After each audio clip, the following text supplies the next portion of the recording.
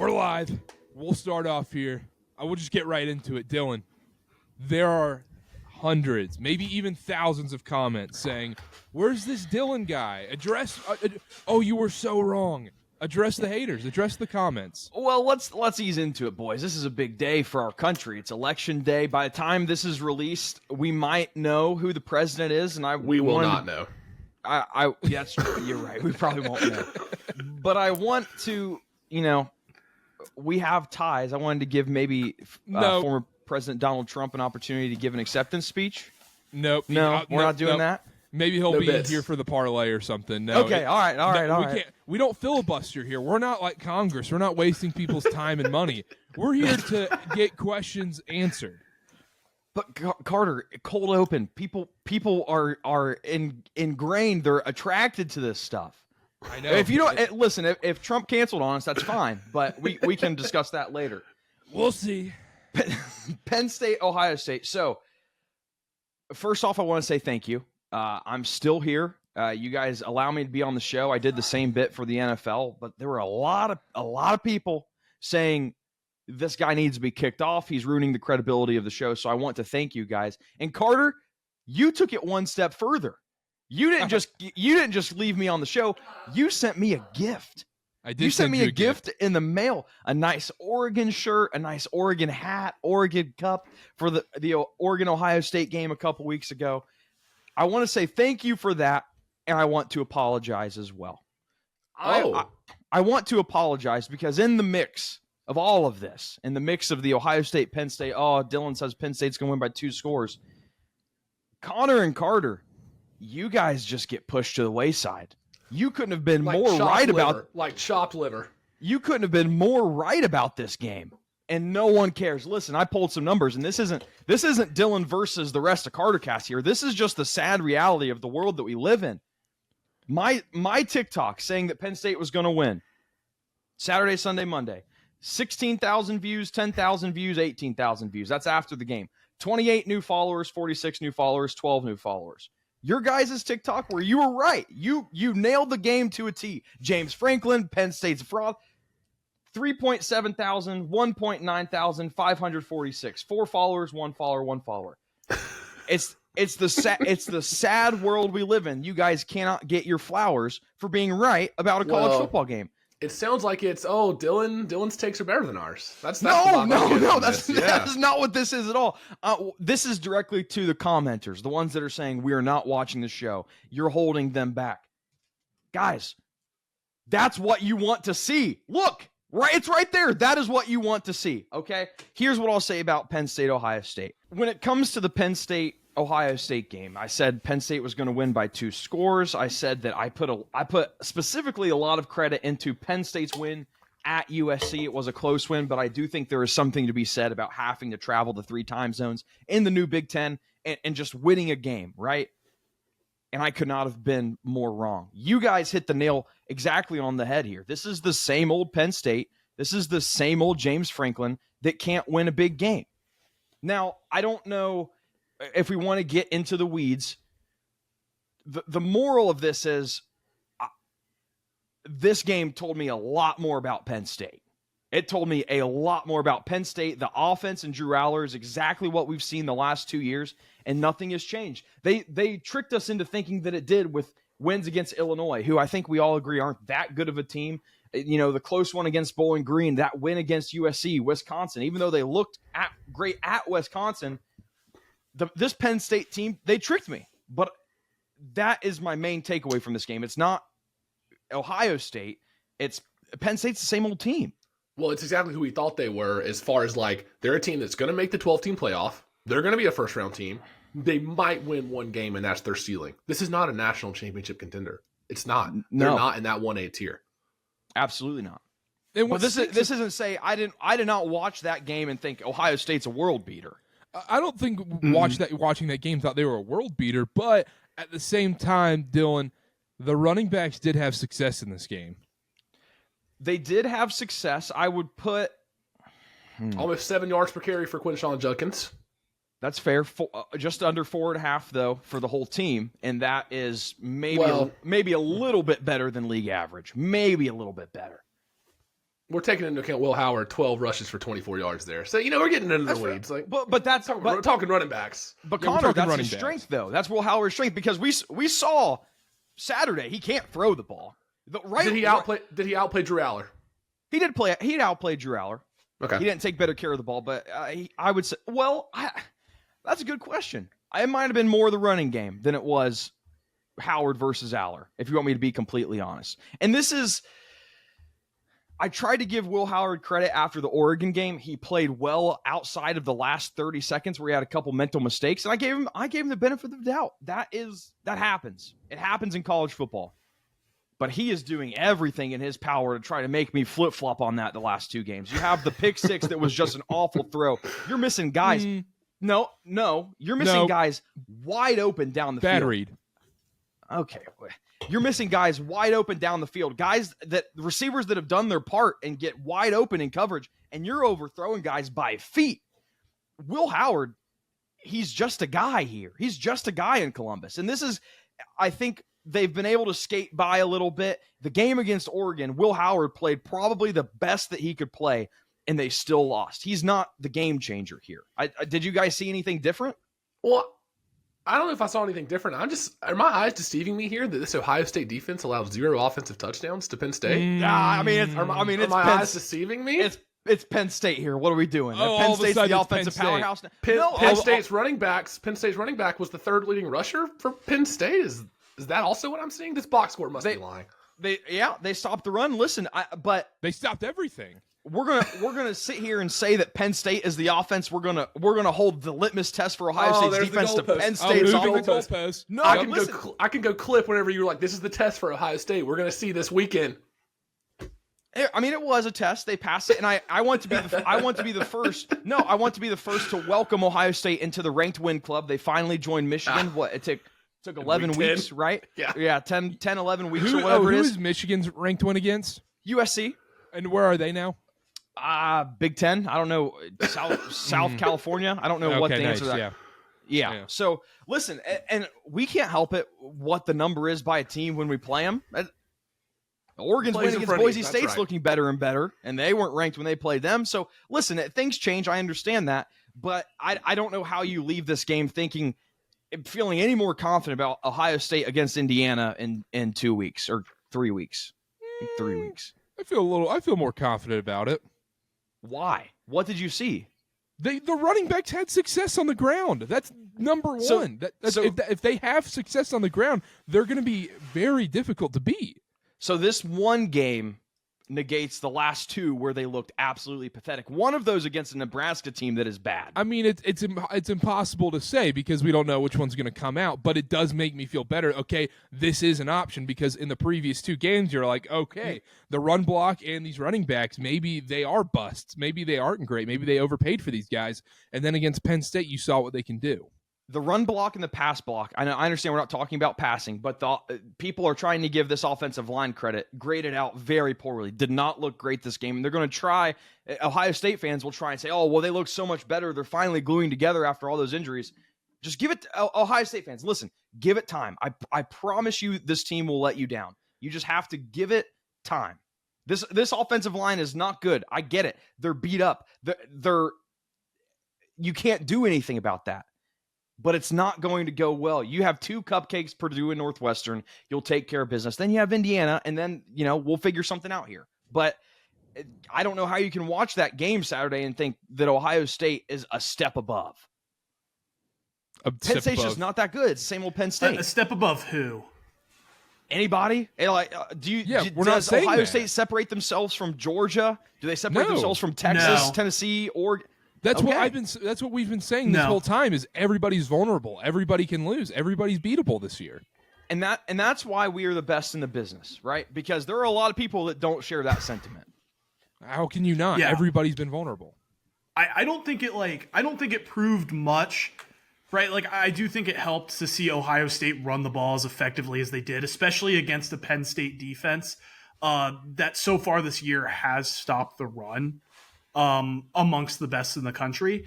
But I think kind of my takeaway wasn't elevating Ohio State in my mind. I still think they're kind of in that group of national championship contenders, but they certainly aren't separating themselves based off the way they've played the last 3 weeks. This was a step in the right direction, but I think it more proved to me that Penn State's not in that group than it did that Ohio State. Like, even though they looked better, like Ohio State looked more like what you want to see, but I still think there are concerns on Ohio State's end of like, okay, we're playing Georgia, we're playing Texas, we're playing even Oregon again. They're not doing a great job of like separating themselves from that group. But I just think that's the reality of college football this year. I don't think any of those teams are going to separate from each other. And I think we're going to kind of go into some of these college football playoff games when it's a Texas versus Georgia or Georgia versus Oregon, Texas versus Ohio State, and not really have a good pulse or feel for where things are going.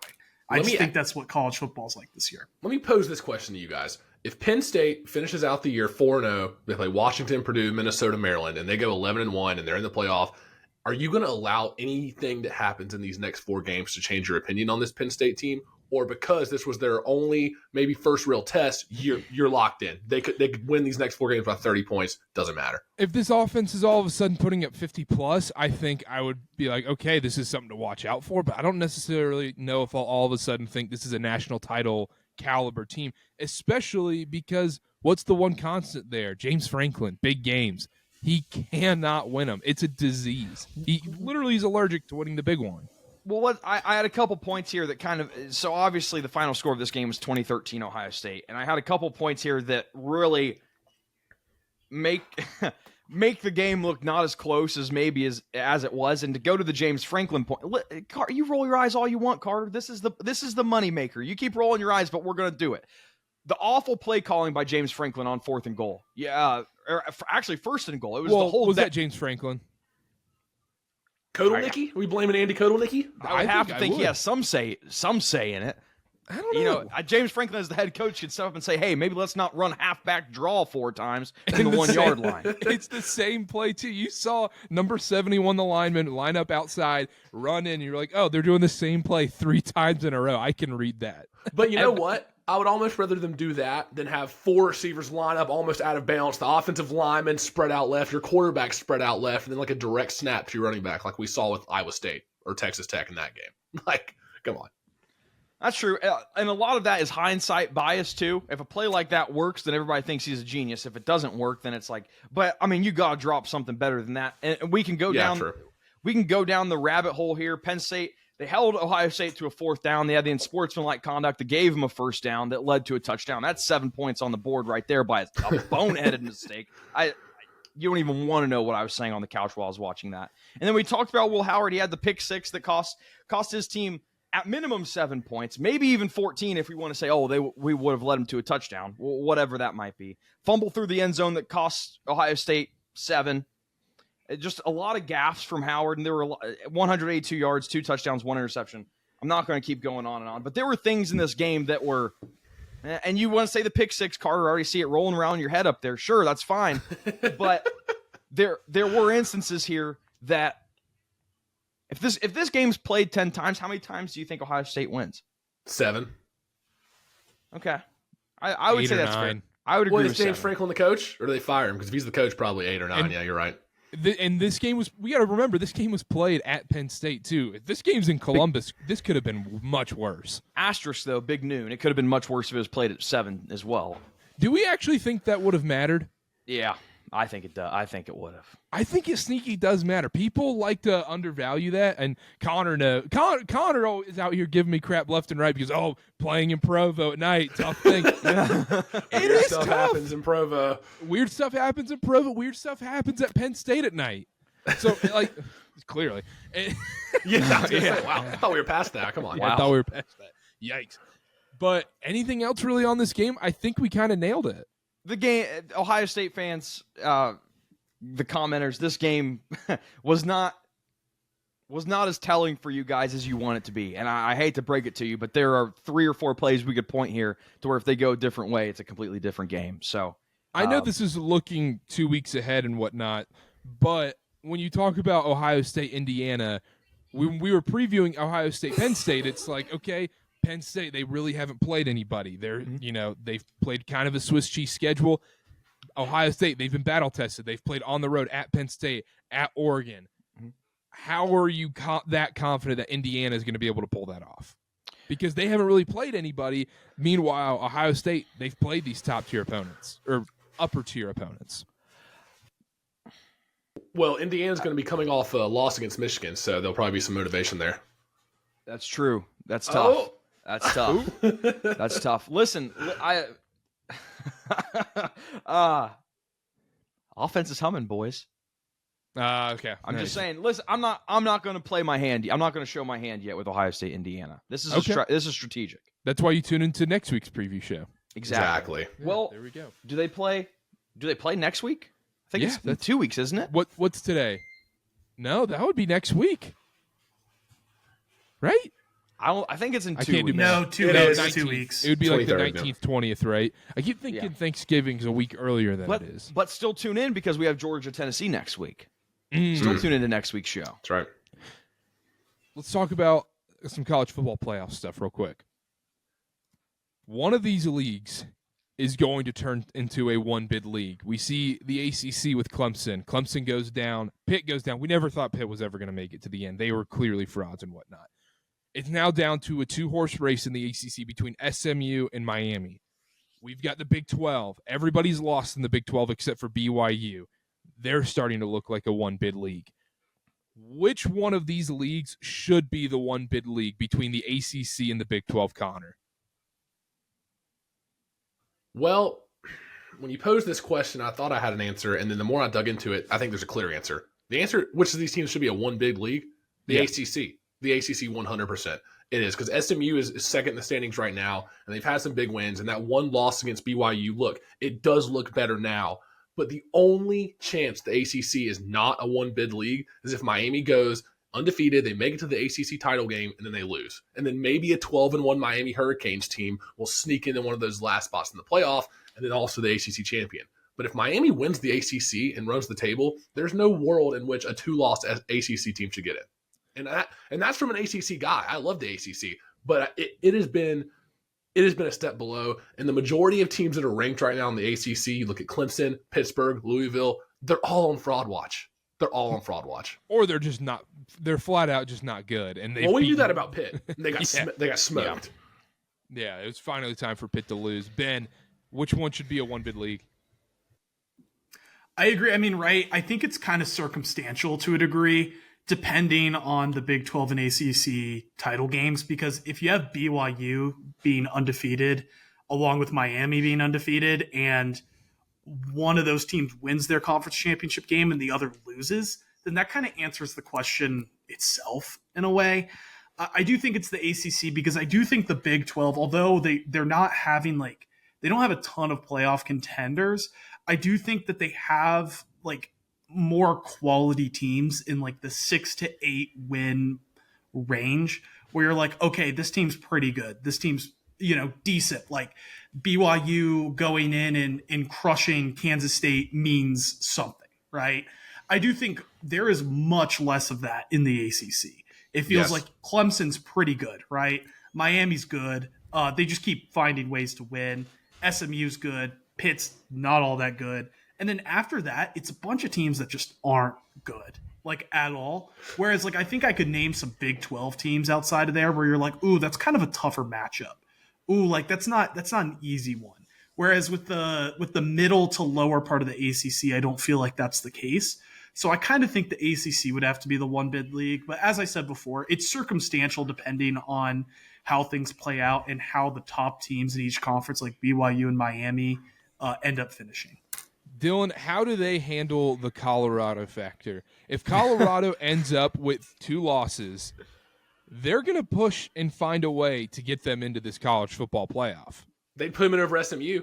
With 2-loss SMU, Colorado's getting that nod. 100%. Yeah, 100%. And that's, is the alternative here, we're talking about which team gets one bid. Is the alternative that the other conference would get 2? Or they get multiple? You think it might be more 2 deserving one of a bid second leagues. team? Yeah.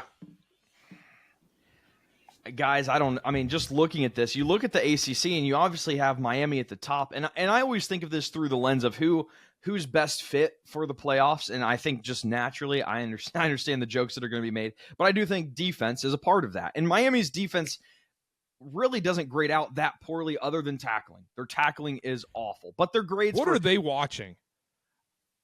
PFF. They know more than I do. Duke was getting 7 yards a carry. Duke at Miami, 7 yards a carry.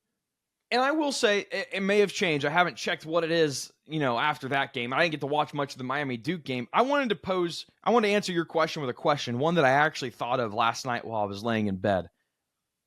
BYU, you watch more BYU football than I do. BYU, Miami, neutral field. What's the line? Who's favored by how much? Miami by 6. Really? 6? 6? The way Vegas has lines for BYU, they're going against. I was going to say the same thing. Yeah. Well, and that's, what would you make it, Carter? What would you? What would I make it? Okay. That's a different question. Miami by 4. Okay.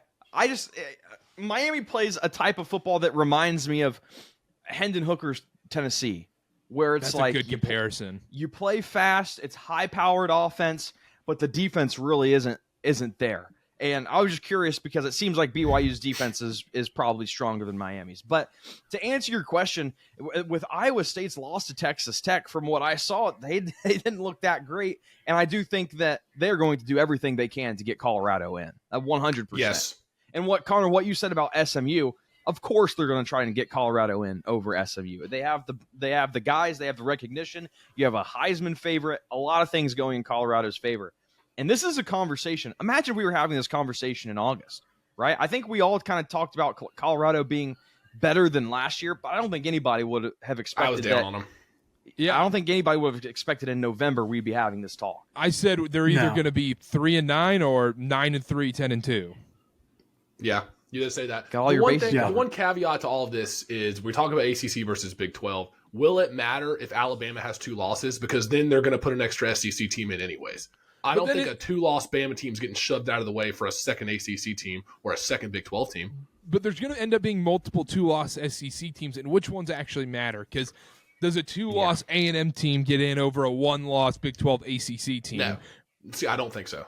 I don't think so either, but it's the A&M. We'll find out this weekend. We'll preview this game, but Alabama LSU really feels like a loser leaves town. Winner probably ends up going to the college football playoff. It does look a lot like that. And something I wanted to add to this Colorado SMU discussion is Colorado does have 2 losses right now. So I do think have to win out. I do think this is like an unlikely scenario. They'd have to win outright, including probably winning the Big 12 title, or else they have 3 losses. For the auto bid. I think this I almost feel like this conversation is kind of like, I think, right, it's fun. We do a podcast. We have to talk about these hypothetical discussions. But I do think a lot of these questions that we're posing do kind of naturally work themselves out in a way. Oh, sure. Oh, Ben just poo-pooed the entire segment right there in the most and that'll do it for the way show possible. Let's just end the podcast. Yeah. Well, none of this matters because games will happen and it'll answer the question. Have you ever I'm just kidding. Have you ever listened to Ryan Russillo? I think you'd love it. No, my point though with Colorado though is that I think in this scenario, right, like they are either an auto bid or they're a 3-loss team that's not in. Yeah. So like I think that's where I was kind of coming in and poo-pooing this. Which I think is a fair way to do so. They can still miss the Big 12 title game winning out. But that's very unlikely, I'd say. Well, not that unlikely. Then it's going to be BYU, Iowa State in the Big 12 title game, and then I think if Iowa State upsets BYU in a Big 12 title game, I think a 1-loss BYU team maybe should still get in if they're 12-1. No, you're preaching to the choir here. BYU preaching, yeah. There you go. The Tabernacle, sorry. The Tabernacle choir. Yeah, I think that's enough on that. Should we start? Oh, top 5s and then preview some games, Dylan? Can I entertain a question here real quick? I've spent the last 3 minutes trying to find odds on this. Go for it. Right now, let's say, I mean, I can't even really make up odds for it.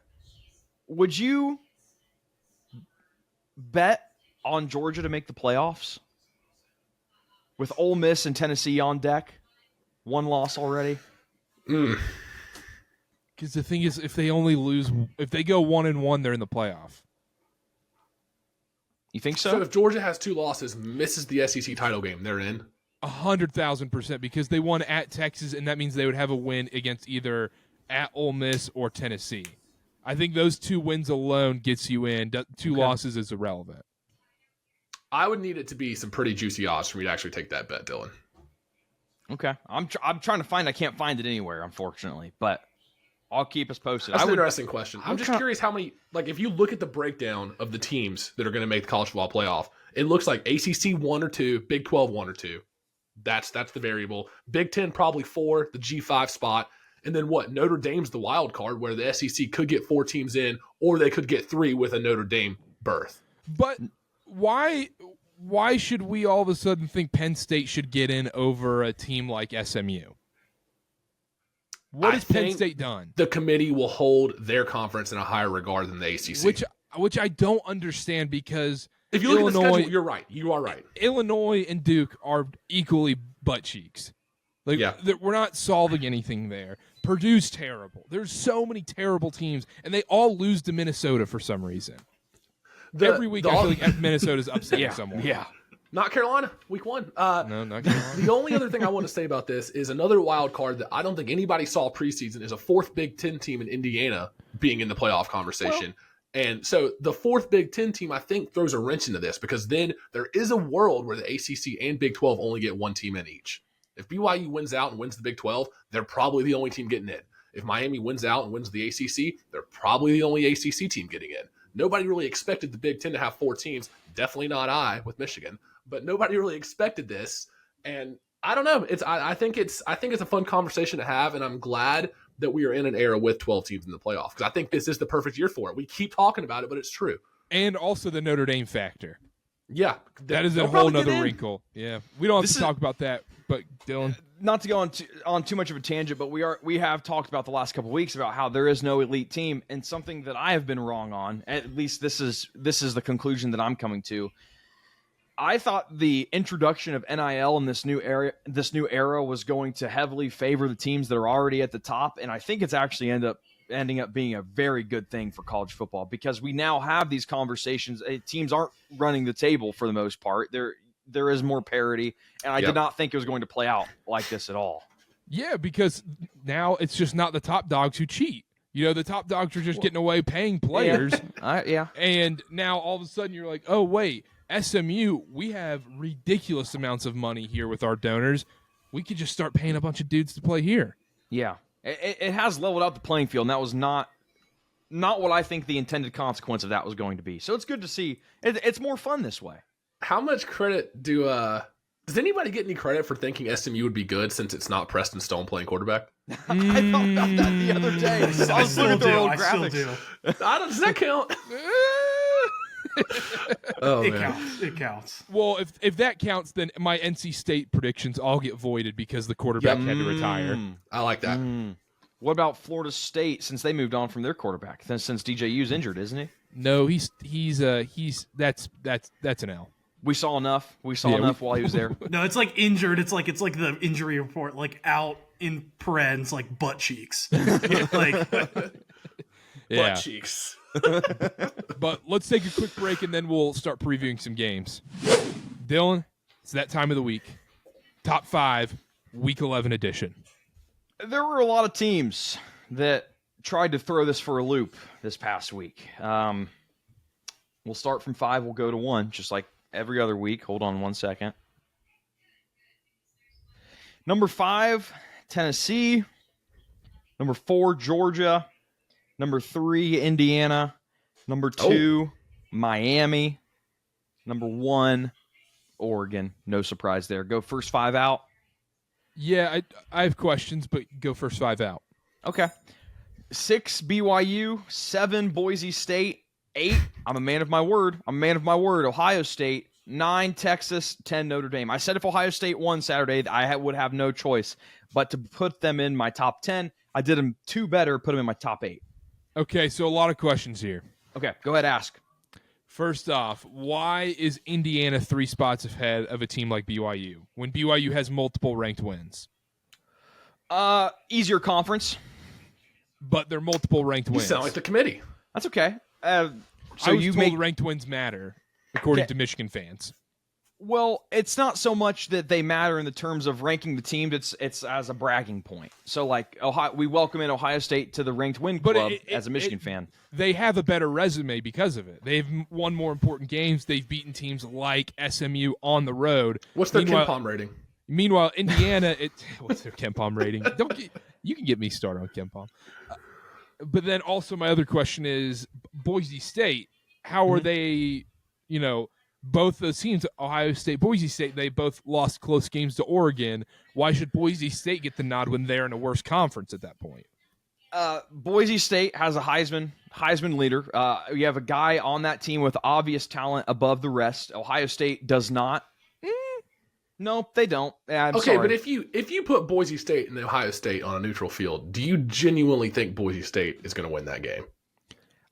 The one suggestion I would make to you gentlemen is if you have any issues with the rankings, do your own.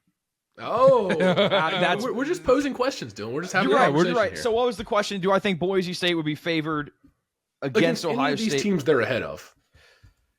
I would have. Don't you dare. Okay.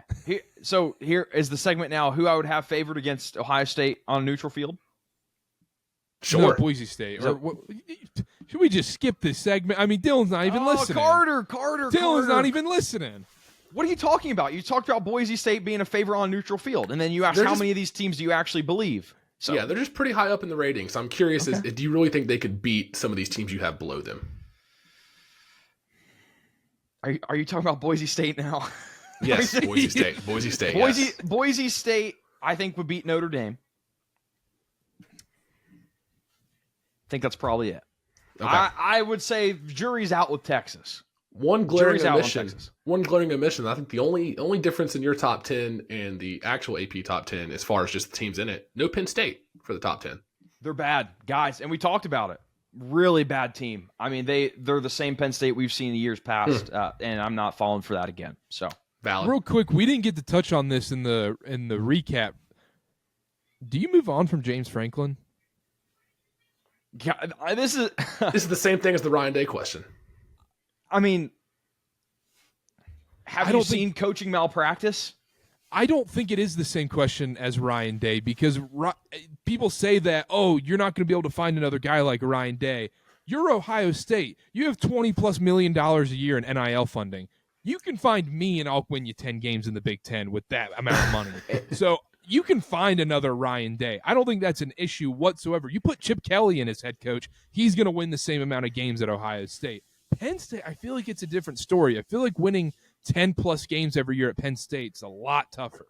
The difference between James Franklin and Ryan Day's situation, it's kind of twofold, where there are things each way that are not working out for them. The first one for James Franklin is it's been this way for years. Like this is something that's been going on forever. But to the point you said, Karter, Ryan Day was just pretty much gifted an unlimited budget, said go build the best roster and win a national championship. And if he doesn't do that, there's a lot more riding on that. Now, I've always belonged to the camp of if you win 10 games a year, 11 games a year, there's not many coaches that are going to do, like Mississippi State would kill for James Franklin. There are teams out there that would kill for James Franklin. And just because you lose the big game, I understand it's not fun as a fan, but is there a coach out there that is going to do better? And that was the Harbaugh thing year after year. Yeah, up until COVID, honestly. I think it's going to be looked upon more favorably now that there's a 12-team playoff, because if you give James Franklin 3 years, it's like he made the college football playoff 3 years in a row, when in reality it's the 12-team playoff. But I think that's viewed more favorably. I think in this new format, that actually helps him. It almost saves his job, where it's like you can point to the 14 playoff, hey, you're consistently missing it. You haven't made it 1 year. You lose these big games. But in the 12-team format, you can lose a big game or two and still get in and maybe even win a first-round game. That's going to be viewed more favorably. I love it. Let's do some top 5 quarterbacks real quick. Yes. I think this list I have is going to be the same list for the rest of the season. I don't think it's going to change. Wow. Okay. All right. Maddox Mattson, number 1. Maddox Mattson, number 1. Number 5, Jackson Dart. Number 4, whoever's starting for the Texas Longhorns. Number 3, Dylan Gabriel. Number 2, Shedeur Sanders. Number 1, Cam Ward. Cam Ward has to win the Heisman this year. What he is doing for this Miami team, I understand that Travis Hunter plays both sides of the ball. Ashton Jeanty's going to break some records and whatnot. But really think about this. Let's put even Carson Beck on Miami. They're an 8-4 team. 100%. Yeah. And I think that alone should push Miami, because Miami's going to go undefeated unless maybe this week, maybe they slip up against Georgia Tech in Atlanta. If they go undefeated, I don't see a world how he's not the Heisman. But I agree with what you're saying. But if you're talking, I mean, it's like the NBA MVP argument, most valuable to your team. What Travis Hunter's doing has never been done before.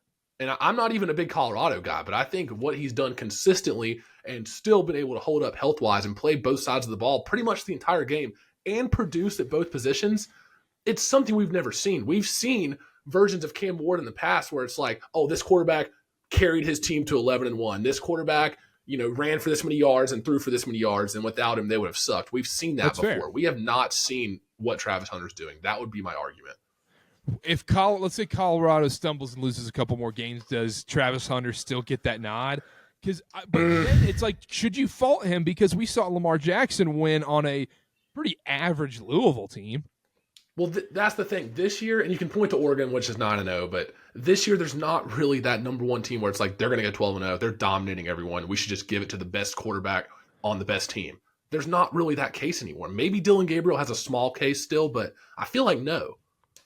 Is there any part, and we're kind of getting into the weeds here, if Colorado does fall off, but Travis Hunter still manages to put up the numbers that he's putting up, is there any Colorado is such a better team than they were last year, we need to give somebody or that team or somebody on that team some kind of recognition, and they go with Travis Hunter? You think that plays a part at all? But how much do you think the recognition would just end up being going to New York? Because I feel like that's what they do with these. Yeah. Or they'll put them both there. They'll put Travis Hunter and Shedeur in New York as a finalist, but neither one of them wins. Yeah, it's like when they put Ndamukong Suh there and Manti Te'o goes to New York and stuff like that. Yeah. That's fair. That's a good point. Just send them to New York.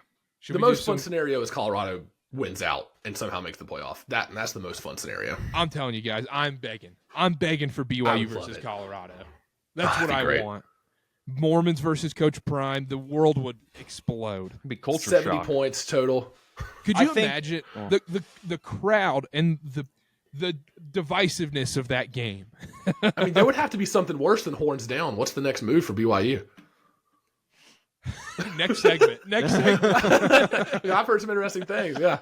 Next segment. Let's get out of here. Georgia, Ole Miss. Game is in Oxford, Mississippi. The Bulldogs are favored only by 2.5. The over-under's 54.5. Connor. Okay, so I want to start with a little flashback to last week, Georgia, Florida. That game was tied with 5 minutes left. So I know they won by 2 scores. And they didn't have their quarterback. Correct. And you know what team did have their quarterback is Georgia. 3 picks for Carson Beck. I think Georgia dominated this game in almost every stat if you look at the box score, but those turnovers and short fields and Carson Beck shooting them in the foot really made this game closer than what it should have been. It should not have been that close, and the final score won't tell you that, but it was. It was tied with 5 minutes left. You run through the picks. The first Beck interception, next play was a touchdown for Florida. The second Beck interception, short field goal. The third one, the defense held up, forced a punt. But those turnovers and those short fields and mistakes against a better team like Ole Miss, you can't have those. Do you think so? Obviously, the argument with these mistakes is that it doesn't happen every game. What do you think that this is starting to happen every game for Georgia? Like, you can start to account for these things. I have a stat real quick. Carson Beck is the first SEC quarterback in the last 25 years to throw for 3 or more picks in back-to-back wins. First quarterback in the last 25 years, 3 or more picks and back-to-back wins. And who were their opponents? Yeah, exactly. Florida and I'm blanking. I got stats department on it. Who did they play last week?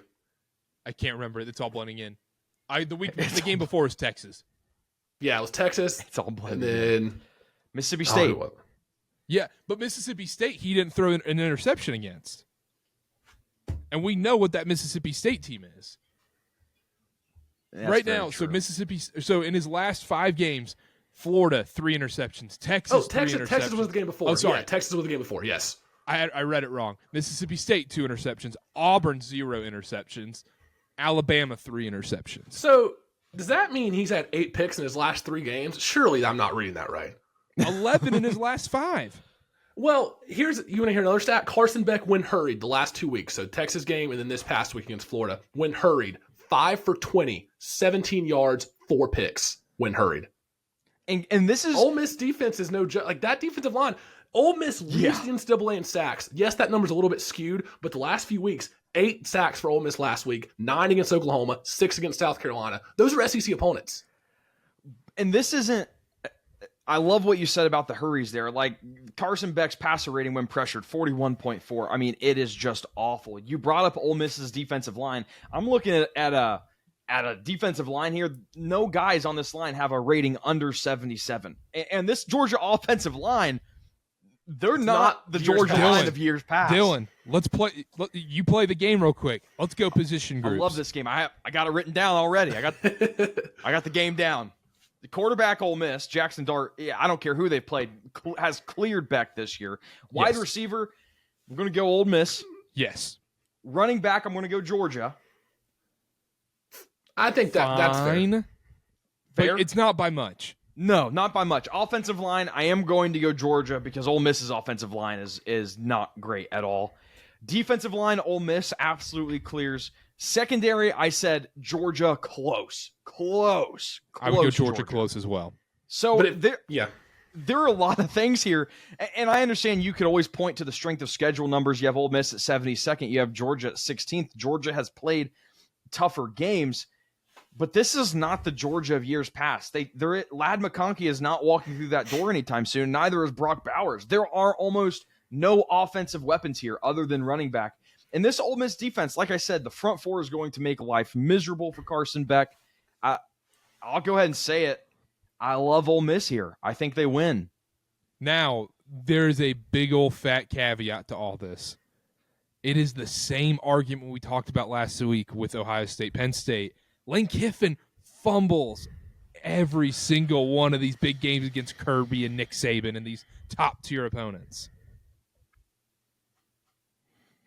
I don't know. I don't think it matters as much to me as the James Franklin I'm piece. putting more weight into the fact that Carson Beck is going to have a turnover or 2 against this Ole Miss front that's going to cause pressure, that's going to shoot them in the foot. And if you really look at it, there's an argument that can be made that Georgia might be the more complete team. When it's all said and done, they might be the more complete team. But I think the mistakes that Carson Beck is going to make from that pressure, I think that's the straw that kind of breaks the camel's back. I love Ole Miss here. At home, getting 2.5. Come on. Would you go to say that Georgia is the more complete team? I think there's an argument that can be made. Okay.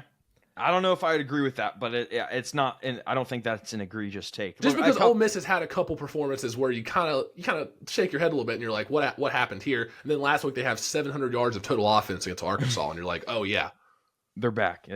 They found it. The couple things I want to hit on real quick. Ole Miss's O-line, like I said, it's really bad, but they do make it work against teams that don't have an elite pass rush. And Georgia's pass rush is the 64th rated in the league. Ole Miss has the highest rush defense grade in football, and I really think that's going to be the only way Georgia gets anything going on offense is if they want to run the football. I don't see it happening. How much stock do you put into Ole Miss is desperate? They have to win this game if they want to go to the college football playoff. Georgia, if they lose this one, it's not necessarily the end of the world. I wrote that down. I said this is a kitchen sink game for Ole Miss. This is their last chance for really a resume win, because if they take that third loss, that's it. That is actually it. I like Ole Miss here too. College game day graphic. Yeah. College game day graphic Go ready. Reps. We're gonna get flamed by Georgia fans. We're gonna be probably doing an apology tour next week to Georgia fans. I'm gonna do it again. I feel like I fall into this trap every year, and I tell myself, don't do it. Don't fall into the Lane Kiffin big game trap. He loses every single time. He just skates by more than James Franklin and Ryan Day does. I don't know why, but I'm gonna do it again. I mean, they got the better quarterback. It's a matter of the offensive line. And the big thing when I was going into this game, doing my homework, was we saw this Ole Miss offensive line step up against an elite defensive line in South Carolina. Now, South Carolina, not a great team. They were the most frisky team in the country, that's for sure. But that defensive line has wrecked people. We saw it against A&M. We've seen it against multiple teams this year. And they held up really well against them. And when it really came down to it, that's what I'm hanging my hat on with this offensive line. Trey Harris plays. Jackson Dart, give me Ole Miss. Money line. I want to workshop a bit here. Based on the outcome of the election tonight, do we just blindly take SEC overs if Trump wins, and then we take unders if Kamala wins? Are they going to be getting up for the games? Well, if we their might guy have doesn't to win? wait for like week 14 before we know. So I guess true. we'll see the matchups for that week. Yeah, That's fair. That's if fair. Kamala wins like the blue wall states or whatever, Michigan, Wisconsin, Pennsylvania, how do we bet those games on Saturday? I think I'm going to take every service service academy and just call it a night. there we go. That's the move. There we go. Score prediction, Dylan. I'll go Ole Miss 31, Georgia 24. Connor. You took the words out of my mouth. I'm going to go Ole Miss 31, Georgia 21. I'll go Ole Miss 27, Georgia 24. Here we go. Picking the That won't upsets. backfire. This is going to, you know what? There's no way Kirby Smart sees this segment and then that's the bulletin board material. And he's like, you guys picked against us. The KarterKast Network picked against us this week. You know what we y'all need to doubted start, us. You know what we need to start doing? We need to start having one segment where we just trash on some like lower tier school just so they put us in their hype video. Bowling Green is going to get smoked tonight. Bowling Green has no shot on Tuesday night action. Yeah, we need to just start doing that. LSU, Alabama, night game, Baton Rouge. Man, I can't wait for this one. We've got Alabama -3. Dylan, start me off. A couple notes. Well, you know what? Let's start positional breakdowns. Break down the position We're groups. going there first. Yeah, let's go there first. Let's Okay. go. Are we okay with that? Yeah, Yep. we can do that. Okay. Quarterback. Alabama. I don't even know. Running I back. don't- Alabama. Can we I vote put a tie. caveat? Quarterback in Death Valley at night, LSU. I don't think I have. I think it's a I tie. have something for that, but I don't. Okay. I don't think that's gonna. I don't know. I'm going quarterback Alabama, running back Alabama, wide receiver Alabama, defensive line Alabama, secondary Alabama. The only advantage I give LSU here is the offensive line. Any qualms? That's Connor? tough. I don't know. You I could agree maybe with- make a case for LSU's defensive line. I think that one's pretty close, but Wide the others, I don't receivers, know. maybe? Maybe. I mean, maybe. Yeah. There's a reason this is a 3-point spread, though, Connor. Yeah, I like how we're all wearing black today. Ben was wearing black before he left the show, and then us three are wearing black. It's a funeral for this country. No, it's Oh. Alabama's funeral. It's Alabama's funeral. Wow. Because after this weekend, they will be out of the college football playoff. They'll have 3 losses, and Jalen Milroe is going to be talked about as, wait, he had another 2-3 turnover game at LSU. LSU's winning this game. Wow. LSU's winning this game. So, Because another yeah. underrated part about this, too, is we talked about this all preseason, Connor. If Kalen DeBoer and Alabama lose this game at LSU, they're likely knocked out of the college football playoff. How fast are they running him out of town? Well, you're gonna see people call for his head. That's gonna be the case for any Alabama loss. That's just how that fan base reacts. The thing with Alabama this year is, yeah, they dominated Missouri before the bye week, but Missouri is frauds. We know that. I don't want to put too much stock into that. Remember the Tennessee game. Remember they almost lost to South Carolina. Remember they did lose to Vanderbilt. That's the real Alabama team that I expect to show up this weekend. LSU's 2 losses are on the road. Garrett Nussmeier and LSU, different team at home. Nussmeier's been good at home this year. You look at the splits, it really tells you that. And Bama's 2 losses are on the road. They failed to generate pressure in those games on the road. 3 sacks at UT, 0 sacks versus Vandy. They didn't touch Pavia one time that game. I think if Nussmeier has time to throw, which I think he will, Alabama gives up so many explosive plays down the field. I like LSU in this spot.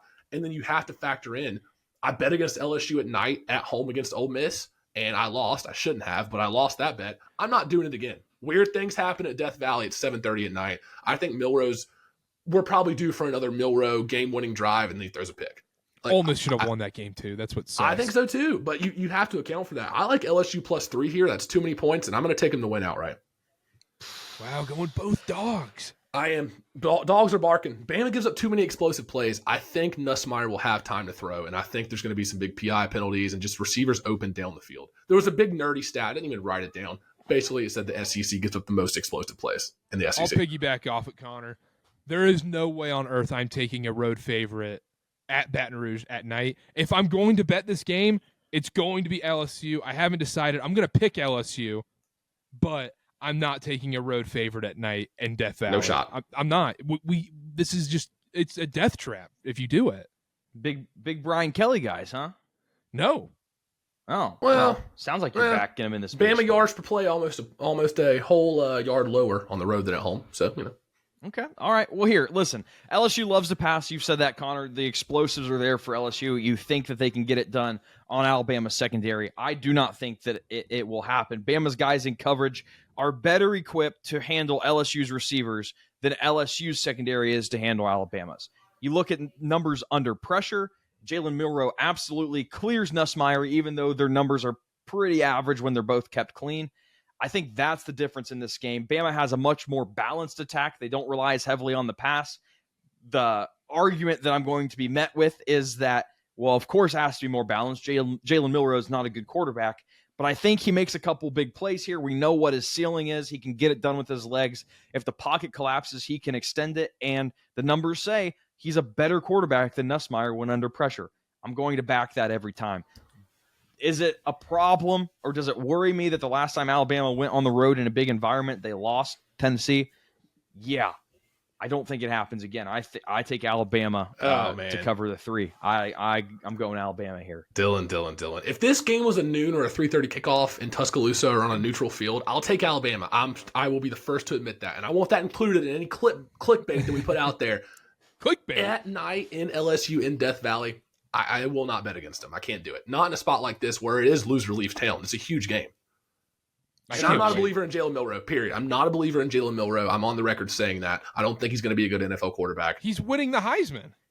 Stop. I still have a little left in my Milroe belief tank. There's still a little bit in there for me. And one other thing, I needed to see against Tennessee. I don't care about the Missouri game.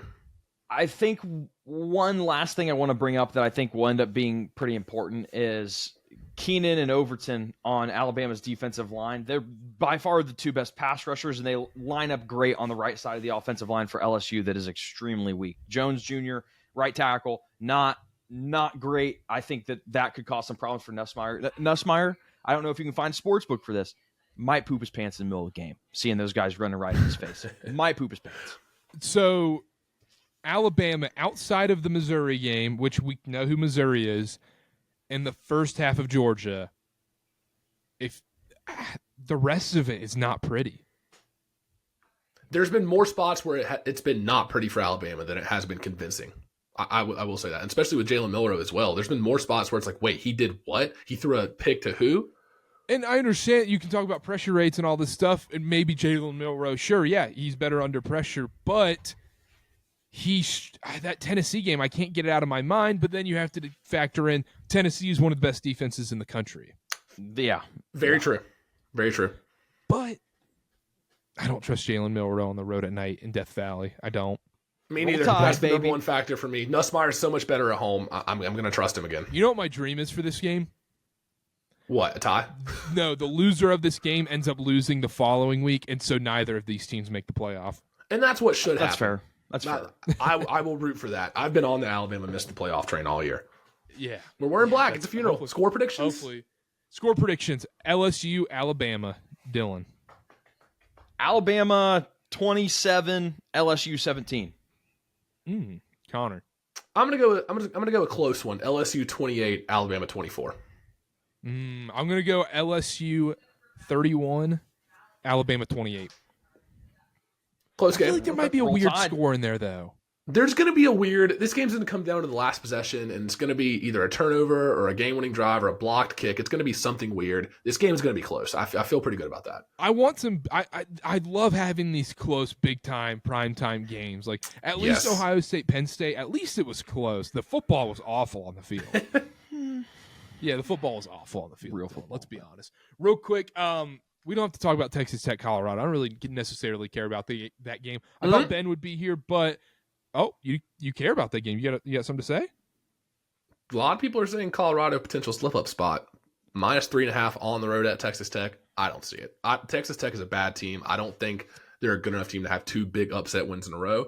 103rd in NCAA with 32 points a game allowed. Offense is 113th in opponent yards per game, 124th in opponent pass yards per game. I think Shedeur Sanders and this Colorado offense is going to have a field day. Yeah, I think you're right too. But I also don't think Iowa State was that big of an upset. That line was completely wrong because Iowa State is not that good of a football team. So. Can I ask this? That Texas Tech Iowa State game spurred this. I was so upset watching that game.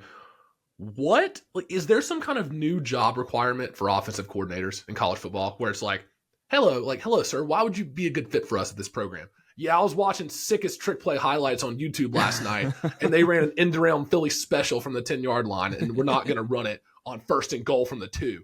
Oh, you're hired. You're in. Like I can't believe some of these calls, especially in that game. Like it's 1st and goal. Texas Tech got away with it. I don't even care that it worked. It was ridiculous. If it's 4th down and they've been stopping you all game, sure, dial something up out of the bottom of the playbook. You know Run what's the ball. You know what's crazy too is they're on the goal line. They're on the 1-yard line. They bring in a backup quarterback in a pressure-filled road environment. He hasn't played one snap in that game, and he's taking the ball from the gun. Why? Yeah. Why? I understand you QB draw, whatever. I don't care. Get under center and pound the rock in. You have multiple timeouts. What are you doing? You have the 3rd best running back in the country right now in Taj Brooks.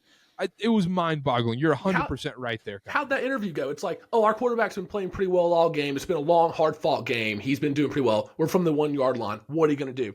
Well, I'll line him up at wide receiver on the 10-yard line. You're hired. You're in. You're in. It was mind-boggling to me.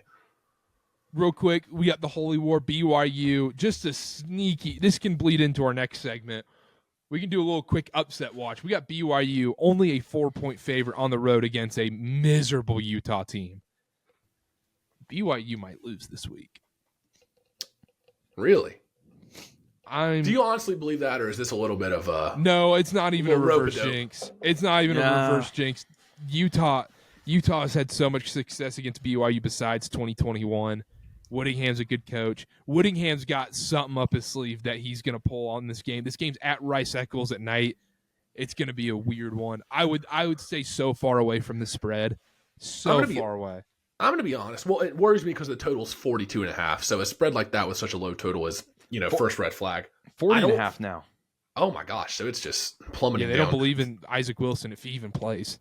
The one bullet point I wrote down is the Utah offense with Isaac Wilson is just stagnant. Can't get anything done. I think the only way BYU loses this game is if they shoot themselves in the foot. Red zone turnovers, missed kicks, like a blocked punt, something like that. Utah will have to score in weird ways. If BYU just plays a clean game, they win this game. They're the better team in every area of this football game. The only way they lose is something weird. You nailed it. Absolutely nailed it. If Jake Retzlaff has a bad play, then he cannot have any turnovers in this game, and they will get exposed right there. Quick upset watch. Miami, Georgia Tech. I wrote that down, Karter. Let's just grade this 1 through 10, or you can say money line straight up. Miami is an 11-point favorite on the road at Georgia Tech. How much of an upset watch are the Canes on right now? What level? I think it's got to be like an 8 out of 10 watch. This is a noon kickoff. Miami is due for another sluggish start, and Georgia Tech is a team that actually has a couple good wins this year. I know that week 0 game against Florida State doesn't look as good, but they've had a couple big wins this year. If Miami starts slow, they might not be able to pull off another 20-point comeback against Georgia Tech. Eventually, the clock has to strike midnight on these Miami slow starts. I think there's a good chance it's this weekend. All of a sudden, it's like 2:30 p.m. and you're like, wait, Miami's down 28-17 and there's start of the fourth quarter? I think I'm going more of like a 5 on the scale. I just think Cam Ward and this offense, they're going to keep them in this game, even if the defense flails. I think he's going to be in control the whole time. I don't think I see it as much as Connor. Out of the rest of Miami's schedule, they have Georgia Tech, they have a bye, and they have Wake Forest and Syracuse. I think this is the spot. If there's going to be a slip up, it's this week. I think they'll handle Wake Forest and that Syracuse game. I know what y'all are going to say. I don't even think about it, Dylan. Don't even think about it. I'm thinking Syracuse. I'm thinking Kyle McCord throws 3 pick sixes in that game. A lot of yards. A lot of yards. A lot of yards. I mean, he's just the white Jameis Winston of college football now. Ohio State beats Penn State by 21 if he plays last week. I don't know about that. No, what? No, not at all. Yeah, I don't think. Yeah, no. We saw Karter- Kyle McCord play for Ohio State. He wasn't good, but Connor, Okay. Do you think Miami's on upset watch? 100%, 8 out of 10. Yep. Miami, if you watch the Duke game, Duke had so much success running the ball. I will say a big caveat to that game, though. Some of those Duke wide receivers are going to be on SportsCenter's top 10s forever. They were making ridiculous play after ridiculous play because Malik Murphy was throwing horrific passes, and they were just making magic happen. But if Georgia Tech can have success on the ground, we could get into a weird game. Miami's defense is going to be susceptible to that triple option they run too. There's going to be a lot of yards on the ground for Georgia Tech. We'll breeze through the rest of these real quick. Clemson, Virginia Tech. Clemson, a 6.5-point favorite. Games at Lane Stadium. I think they handle business. Yeah, I'm same. I think they do too. I don't know. Clemson put up so many fake wins and tricked all of our brains. But I don't think Virginia really Tech's a good team. But Virginia Tech can just get frisky. I think it's a 6. Okay. Maybe a 7. I'm going to go like 6. 3. 6.5. Let's go 6.5. We don't want a rookie score. Michigan, Indiana. Indiana's a 14-point favorite. I'm sounding the alarm. This is like a 9 or a 10. I think Michigan actually has a really good shot in this game. Wow. Is this a joke? No. Is this a bit? I promise you, that is the number one upset I wrote down. I was like, Michigan plus 14, way too many points. Dylan? Karter, I want to hear you first. I'm not as high on Connor, but I think it's a 7 out of 10 upset watch. I think I'm very nervous. I would never in a million years take Indiana minus 14. I think you're crazy. I think trust tree, just us 3 here. I think that there are some guys on the team that have given up. I think that the season I want to say it because Davis Warren has looked better since he came back from being benched. He's made some throws that I did not think he was capable of. But like Will Johnson is injured. We got guys that are injured that aren't injured. I mean, I don't know. I think maybe if we get the go up from the guys that are playing, it's very well possible, right? So I'm going to buy into Connor's hype, and I'm going to say sound the alarm. I like that's what not you best said case there. scenario for me. Because you need them to just put all their chips into that last game of the season. But I'm thinking about Indiana, Ohio State. I guess I would rather have Ohio State lose to an Indiana team with a loss. No, but then the issue is if you put all your chips into the last game of the season, I mean, who cares about Michigan winning the Pinstripe Bowl? You can just use the transitive property and say, "Oh, Michigan beat Indiana. Ohio State lost to Indiana. Therefore, Michigan's better." That could be your whole argument. That's true. Okay, yeah, I'm in. I think. But I will say this: if Indiana does roll this weekend and then they go into Ohio State in 2 weeks, I'm betting Ohio State every way possible. If Indiana's 10-0 against Ohio State, I'm taking the Buckeyes. 2 more quick upset watches. Texas, Florida. I don't think this is even close. I think this is a 1 out of 10. Yeah, I think Texas handles this. If they had Lagway, it'd be a different story. I think you're right, but with a new quarterback like this, I think Texas kills. Army at North Texas. Army's a 6-point favorite. I think North the Armed Texas Force, is the definition of a fun team. Yes, and Army. I don't know what's going on with the quarterback situation. Yeah. I think it might be a 9.8 out of 10 upset If watch. Bryson Daly doesn't play, I don't know if they can survive another week. We saw Navy go down last week. Death of the country, death of the armed forces right here. I mean, this is serious stuff. Okay, I'm gonna ask this. If Kamala wins, we're taking North Texas, right? Might take North Texas anyways. Yeah. Yeah, I think North Texas +6 is a great play, to be honest. No disrespect to the troops, though. I had one more, and this one doesn't really mean anything in the grand scheme of things. Virginia +7.5 at Pittsburgh. I think Pitt's frauds. I think Pittsburgh is a fraud. So I have Virginia over 4.5 wins. I think this is my last chance. This is your last chance? Who do they play after that? Look at the schedule. I'll get stats department on it right now. The win total's looking brutal right now for them. What was the win total coming into the year again? I forgot what you just said. 4.5. They play. Oh, I have it right here. 4 and 4. I got 4, but it was super juiced. But it doesn't matter. You might have a shot against. Oh man, Notre Dame, SMU, and VT. Yeah, I think I'm cooked if they don't win this weekend. This might be it. I texted you guys. I said after when did Virginia play? After the Louisville game, I said, guys, they're not winning 5 games. Mm-hmm. Yep. And right now they're on a 3-game losing streak, and it might end up turning into a 7-game losing streak. Man, that's brutal. 7-game losing streak, yeah. Right side, wrong result. Yep. Any news and notes or anything else before we do the parlay? Syracuse Boston College is my Super Bowl. That's going to be such a fun game. What's the Boston total in that College? game? It is 53. Boston College -2.5. Who do you like in The it? over. I'm not taking anything because I need Boston College to win to cash my win total. So I'm just going to let that ride. Dylan, you can attend this game for $6.